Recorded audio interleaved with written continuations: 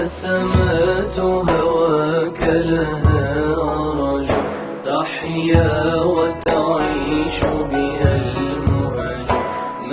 Сегодня у нас прошла встреча с выходцами и с именитыми спортсменами лакского народа, с выходцами лакских районов.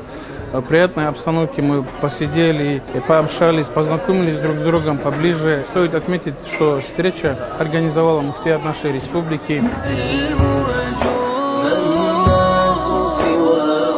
Такую хорошую традицию, может быть, сделаем, чтобы побольше таких мероприятий было. Может быть, побольше места необходимо будет тоже нанимать, чтобы так собираться, сидеть.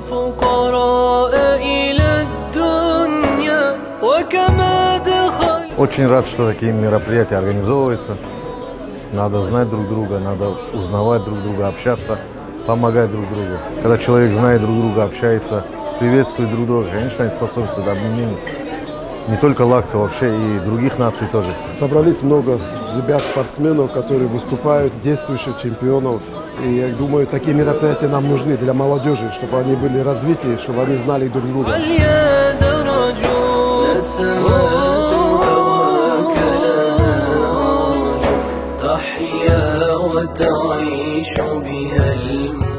Сегодня, наверное, надо подумать о нашем будущем, о нашей молодежи, насколько она будет чистой, насколько эта молодежь будет любить здоровый образ жизни, спорт. И наша задача сегодня популяризировать всех наших героев нашего народа. Молодежь, в основном, они берут пример со спортсменов. Спортсмен – это не только тот, который кого-то бьет, а это человек, который себя держит. Свою силу, он направляет в правильном направлении, во благо.